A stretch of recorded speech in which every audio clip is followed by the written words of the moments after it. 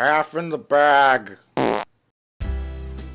Jay, do you think Tarantino needs to grow as a filmmaker beyond the grindhouse, blaxploitation, sexploitation, 70s kind of pulp obsession that he has? Well, I will say this. In a way, I'm sort of disappointed with where his career has gone because I think Reservoir Dogs, great movie. Pulp Fiction, great movie. Jackie Brown is maybe one of his least loved movies. It's actually my favorite. It felt like a more mature movie. The characters aren't, Tarantino's known for having cool dialogue and cool characters. And that movie, everybody's old. Everybody's old and miserable, and Pam Grier's talking about having a fat ass, and it's wonderful. It feels real. It still has a lot of his elements, but it feels like a more mature film and more mature characters. And he's never really done that since. No. But at the same time, his movies are so good, you can't really complain that much. Right. Everything he's done since then is still, and I mean, he still works in, some humanity into these movies. It always feels sort of like real people trapped in an exploitation film. His films, like the end of Kill Bill, the second one. This is this badass chick with a samurai sword and she's slicing people apart. The movie ends with her crying on the floor. So there are those elements, but I don't think he's ever gone as far with them as he did with Jackie Brown.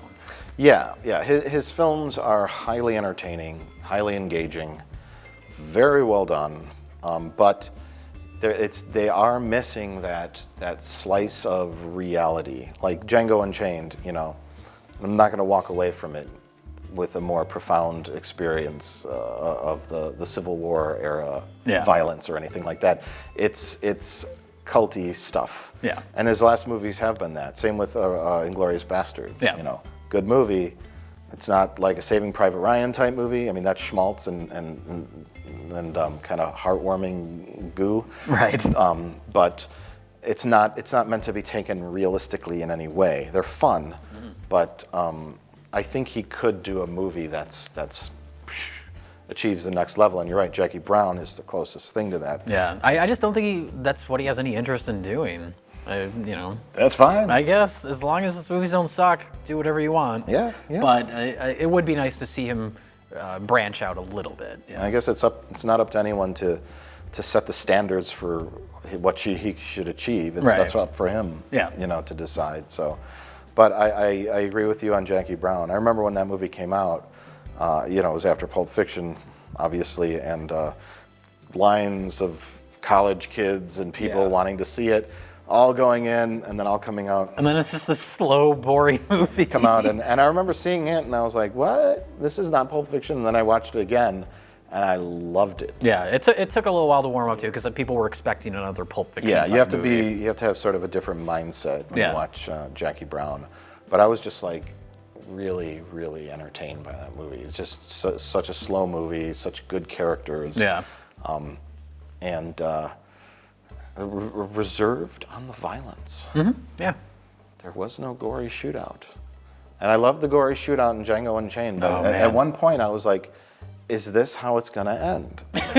Like without the explosion of violence. Yeah. I was like, is it gonna end? And there's that tension. Yeah. It's gonna happen. And I'm like, is he going to have the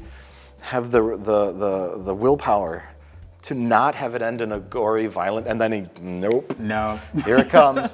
And you're like, okay. And it's fun. It would have been a satisfying movie to see it end in a different way. Yeah. That doesn't involve that. But Right. Again, it's hard to complain when what he's made is so entertaining. Yeah. Anyway. Another movie I saw, which I would recommend, even though I'm not a huge fan of Ben Affleck. I like Ben Affleck when he doesn't do schlock. And he hasn't done a lot of schlock lately. No, he's kind of turned his career around. He's a director now, and he's doing a little more mature stuff. I like Yeah. The Town.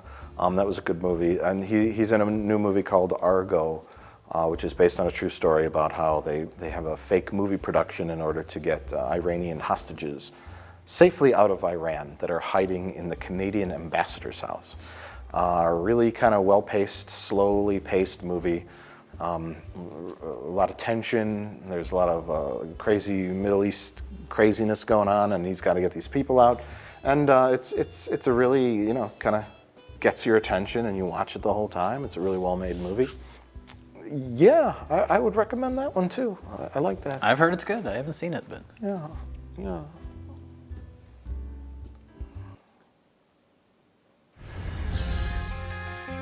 You really believe your little story is going to make a difference when there's a gun to our heads? I think my little story is the only thing between you and a gun to your head. I saw Flight. It's a movie about drinking booze. I'm assuming it glorifies alcoholism, right? Not really, no. No? Denzel Washington is really good in the movie. You know, I saw the movie a couple months ago now, and I don't care.